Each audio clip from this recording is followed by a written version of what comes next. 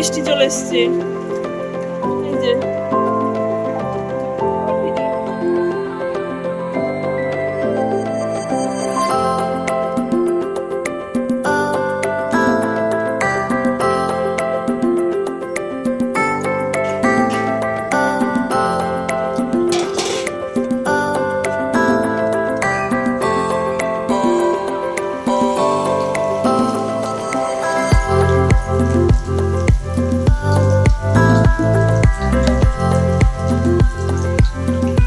নমস্কার বন্ধুরা, কেমন আছো তোমরা সকলে? আশা করবো ভালো আছো, সুস্থ আছো। সকাল সকাল উঠেই দেখো চা খেয়ে নিলাম, আর আজকে কাজকর্ম তোমাদের সঙ্গে শেয়ার করিনি। সকালবেলা উঠে চা খেয়ে নিলাম। আর আজকে তো হচ্ছে সোজা রথ, আর জয় জগন্নাথ বলে ভিডিওটি শুরু করলাম। তোমরা আমার সঙ্গে পুরো দিনটা থাকো, দেখো কি করি না করি, সঙ্গে থাকো, দেখতে থাকো। আশা করছি তোমাদের ভালো লাগবে। মেয়েও ওখানে বসে চা খাচ্ছিলো। মেয়ে করবে চুলে হেনা। আর হেনা করবে বলতে হেনার সঙ্গে অনেক কিছু মেশাতে হবে, হেনাটা জাস্ট শুধু ভেজাতে দিয়েছি। তোমরা কারা কারা হেনা করো অবশ্যই কিন্তু কমেন্টস করে জানিও। আর আজকে সবজি বলতে দেখো বেগুন পড়ে আছে, কাঁকরোল পড়ে আছে, আর টমেটো কাঁচা লঙ্কা পড়ে আছে। জানি না কি করব রান্না, তখনও সেই মুহূর্তে মাথার মধ্যে চিন্তা ভাবনা ঘুরছিল কি রান্না করব। এই কথা ভাবতে ভাবতে অনেক কিছু রান্না হয়ে গেল, জানো তো। তো প্রথমেই তো ডালটা ভেজে নিলাম, ভেজে তো জলে দিলাম। আর আমার মেয়ে এখানে আইসক্রিম খুলছে সকালবেলা, এখন খালি পেটে আইসক্রিম খাবে। সকালবেলা খিদে পেয়েছে বলে ছুটে ছুটে ফ্রিজ থেকে আইসক্রিম বের করে খেতে শুরু করে দিল। আরে বাবা, আইসক্রিমটা খাওয়ার পর আইসক্রিম খাই।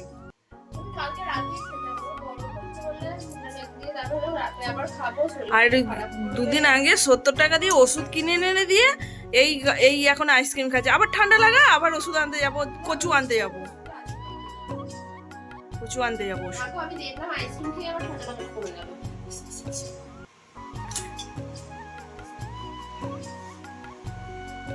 তোমাকেও দেবো চাটনি দিয়ে। আমার একটু ঠান্ডা লাগুক, এমনি আমার চোখ মুখ ফুলেছে, মুখ ফুক হাত পা ফুলেছে ঠান্ডা।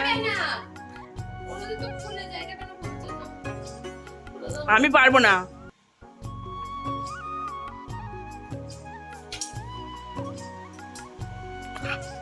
হাতটা কেটে যেন বাদ দিস না,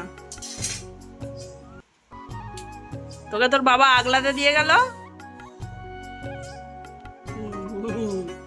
আইসক্রিম খোলার ক্ষমতা নেই, আইসক্রিম খাবি তো। চলো, রান্না বান্না কমপ্লিট হলো। কি রান্না করেছি এক ঝলক তোমাদেরকে দেখিয়ে দিই। এই যে দেখতে পাচ্ছ রান্না কমপ্লিট হয়ে গেছে, এখন খাবো। চলো দেখিয়ে দিই এক ঝলক। প্রথমেই দেখায় শশাটা ফ্রিজে ছিল, দেখো কেমন লাল লাল হয়ে গেছে, অনেক দিন ছিল তো। মাছের ঝাল করেছি, আগের দিনের মাছটা ছিল, মাছের ঝাল করেছি। মুগের ডাল করেছি, এই যে মুগের ডালটা।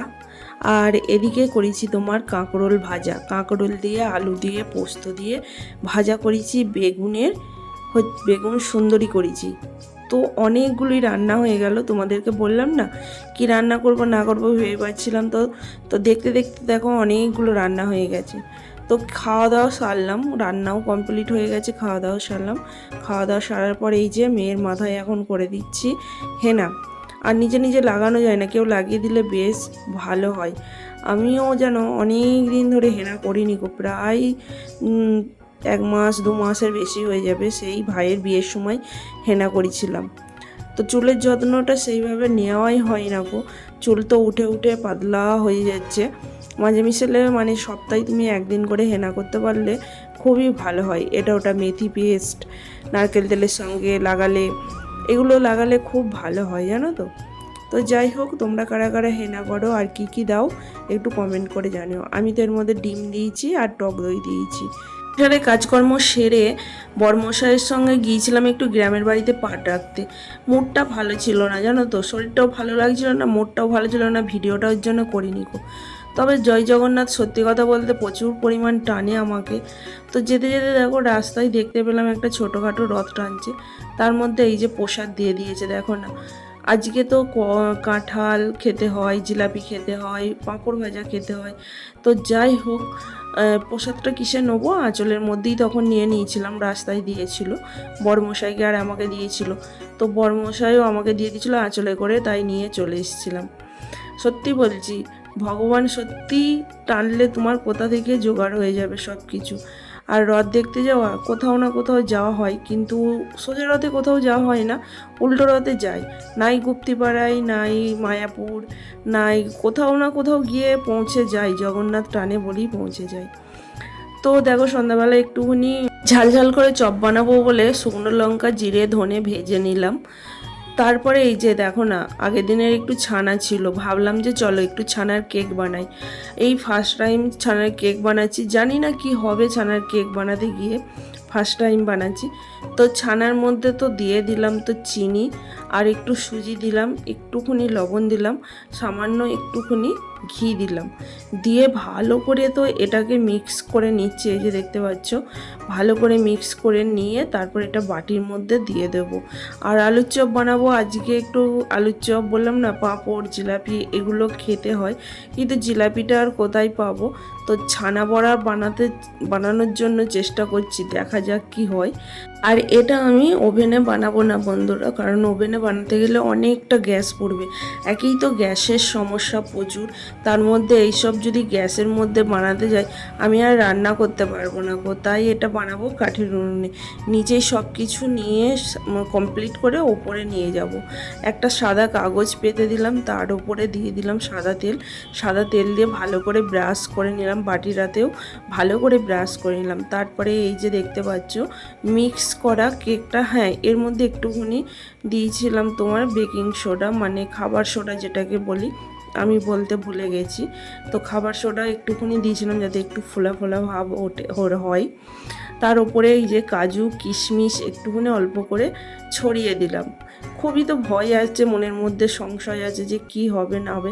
আর জানো তো মানে জল হচ্ছে, ছাটে ছাটে জল হচ্ছে, কিন্তু এত পরিমাণ গরম দিচ্ছে বলে বোঝাতে পারবো না। মনে হচ্ছে না যে কিছু করি, মনে হচ্ছে চুপচাপ বসে থাকি, আর ভালো লাগছে না, এতটাই গরম দিচ্ছে। তারপরে এই যে চলে এসেছি কাঠের উনুনে, আর এক প্যাকেট লবণ নিয়ে এসেছি, কড়াই নিয়ে চলে এসেছি, কড়াইয়ের উপরে লবণটা দেওয়ার পর একটা স্ট্যান্ড নিয়ে এসেছি। তো স্ট্যান্ড নিয়ে এসে তার উপরে বাটিটা বসাবো। আর এই যে পুরো প্রকৃতির অবস্থা, আকাশে প্রচুর পরিমাণ মেঘ করেছে, জানি না বৃষ্টি আসবে কি। আর যদি বৃষ্টি চলে আসে তো অবস্থা খুবই খারাপ হয়ে যাবে। মানে বাইরে উনুনটা নিয়ে এসে করছি, বৃষ্টি চলে এলে আবার ঘরের ভিতরে বসাতে হবে, কারণ ঘরের ভিতরেও তো জায়গা নেই। তো বসিয়ে দিলাম স্ট্যান্ডের ওপর, দিয়ে এবারে একটা থালা চাপা দিয়ে দেবো। এই যে দেখো তো বন্ধুরা ঠিকঠাক হয়েছে কি না কমেন্টস করে জানিও তো বন্ধু। তো কে কোথা থেকে আমার এই ভিডিওটা দেখছো অবশ্যই কিন্তু কমেন্টস করে জানিও। ভালো লাগলে অবশ্যই কিন্তু সাবস্ক্রাইব করে দিও, লাইক করে দিও, শেয়ার করে দিও সবার মধ্যে।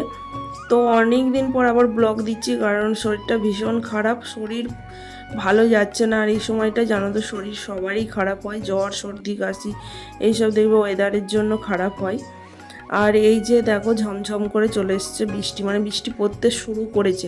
আর আমি চিন্তা ভাবনা করছি যে ঘরের ভেতর নিয়ে যাব না বাইরে থাকবে, ঘরের ভেতর নিয়ে যাবো না বাইরে থাকবে। দেখতে দেখতে সন্ধ্যাও হয়ে যাচ্ছে দেখেছো, আর একটু বেলায় হলে ভালো হতো, কিন্তু আবার গিয়েছিলাম গ্রামের বাড়িতে পাটগুলো রাখতে, সেখান থেকে ফিরে এসে আবার একটু বসে রেস্ট নিলাম, শরীরটা ভালো নেই বলে রেস্ট নিলাম। রেস্ট নিয়ে তারপর আবার উঠে লাগলাম যে ছানার কেক বানাবো বললাম, তো বানানো তো হবে না, তো এত আশা করেছিলাম ছানার কেকটা বানাবো। তো চলো অবশেষে তো বানাচ্ছি, দেখা যাক ভাগ্যে কি লেখা আছে।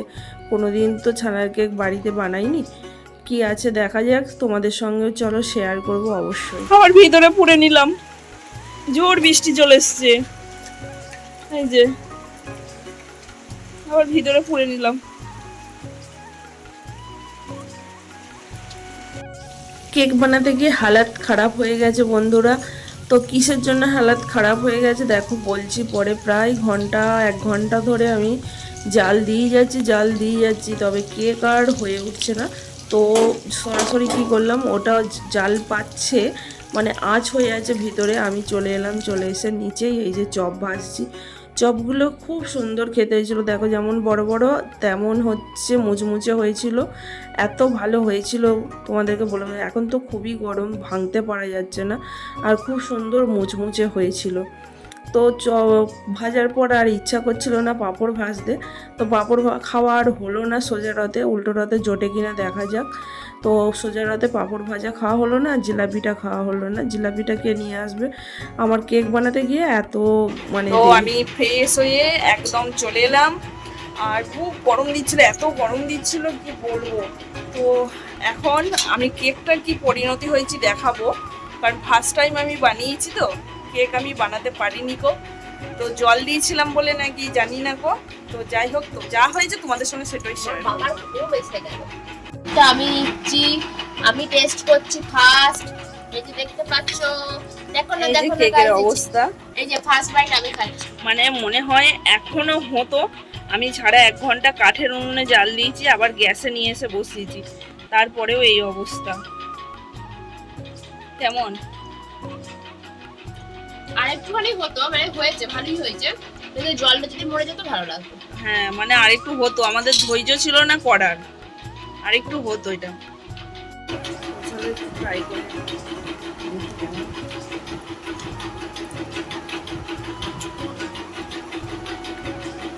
কেমন একটু লাগছে।